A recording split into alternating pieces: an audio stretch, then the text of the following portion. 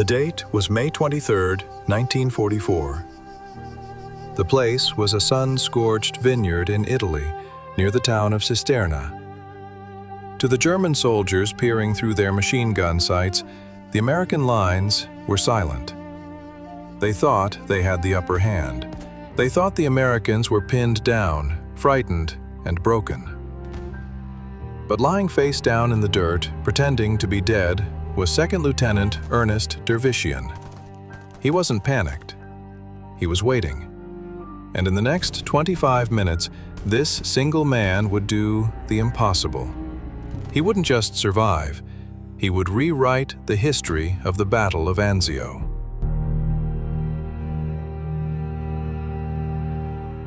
To understand the sheer insanity of what happened next, you have to understand who Ernest was. Ernest was a lawyer from Richmond, Virginia.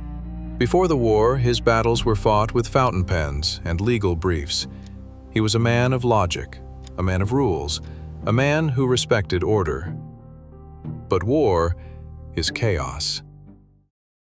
Keep moving!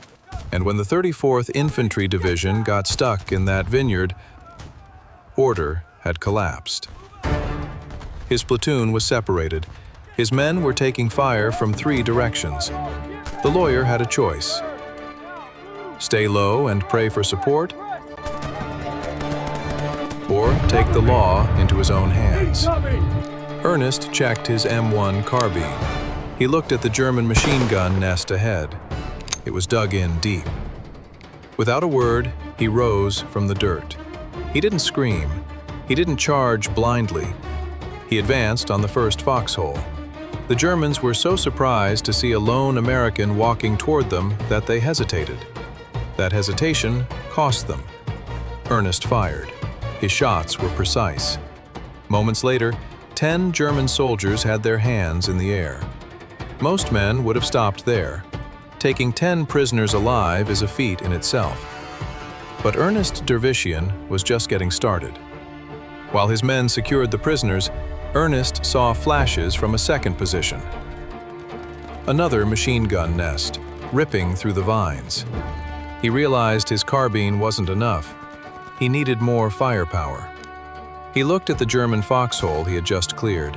Sitting there, loaded and ready, was the enemy's own weapon, an MG-42 machine gun. The lawyer jumped into the enemy pit. He spun the German gun around and pulled the trigger. The distinct buzz of the MG-42 roared across the vineyard. But this time, the bullets were flying the wrong way. He suppressed the second nest with their own lead. 9 more Germans surrendered. Now, the enemy was confused. They were taking fire from their own positions. Ernest kept moving. He spotted a third group of Germans holed up in a dugout. He raised his carbine, and it clicked. Empty. On the ground lay a German machine pistol, an MP-40. He scooped it up. He switched weapons as if he'd been training with them his whole life. He kicked open the dugout. He sprayed fire into the shadows. He didn't kill them. He demanded their surrender, and they obeyed. One after another, the dominoes fell.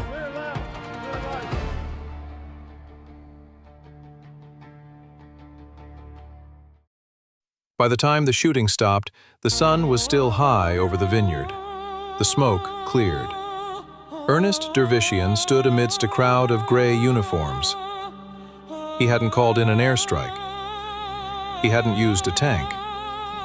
He had used a carbine, a German machine gun, and a German machine pistol. In less than half an hour, the lawyer from Virginia had captured 41 enemy soldiers. He had captured 3 machine gun nests. For his conspicuous gallantry and intrepidity, Ernest Dervishian received the Medal of Honor. He survived the war and went back to Richmond. He went back to his law practice. But on that day in Italy, the man of words proved he was the deadliest man on the battlefield.